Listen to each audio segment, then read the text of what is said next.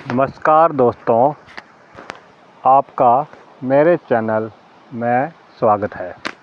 दोस्तों, आज मैं आपको LIC करवाने के बाद जो नुकसान होते हैं उसके बारे में बताने वाला हूँ, जैसा कि थंबनेल में लिखा है।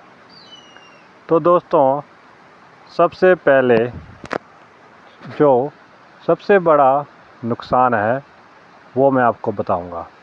वो ये है कि आपने LIC करवा ली और उसकी 1 या 2 किस्त दी और उसके बाद आपने क्या किया, उसको बंद कर दिया, या तो उसकी किस्तें नहीं भरी या उसको बिल्कुल ही बंद कर दिया और आपकी पॉलिसी जो है वो लैप्स हो गई।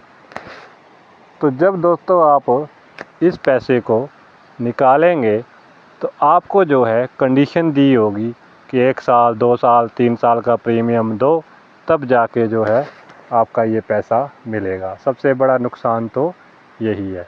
उसके बाद क्या है कि आपने पैसा भी भर दिया, लेकिन उसके बाद जो है हो सकता है आपको कम पैसे मिले, जिससे आपका वित्तीय नुकसान हो सकता है। हो सकता है बराबर मिले, हो सकता है कम मिले, पॉलिसी के अनुसार जैसी आपने पॉलिसी करवाई होगी। सबसे बड़ा नुकसान तो यही है। दूसरा नुकसान ये है कि आपने क्या किया, पॉलिसी को ले तो लिया LIC की, उसके बाद क्या किया, आपने एक किस्त भरी, उसके बाद साल भर आपने किस्त नहीं दी या 6 महीने नहीं दी। हो सकता है आपने 1 साल प्रीमियम लिया हो कि 1 साल का इकट्ठा पैसा जमा करना है या 3 महीने का, आपने एक किस्त ली, मतलब दी, और उसके बाद जो है आपने किस्त नहीं दी। उसके बाद 2-3 किस्तें छोड़ के आपने फिर किस्त डिपॉजिट कर दी। इससे क्या होता है कि आपको चार्ज देना पड़ता है, एक्स्ट्रा चार्ज, जैसे कि उसके साथ आपको चार्ज देना पड़ता है, लेट फीस जैसे आप समझ लो वो। तो उससे भी आपका वित्तीय नुकसान है।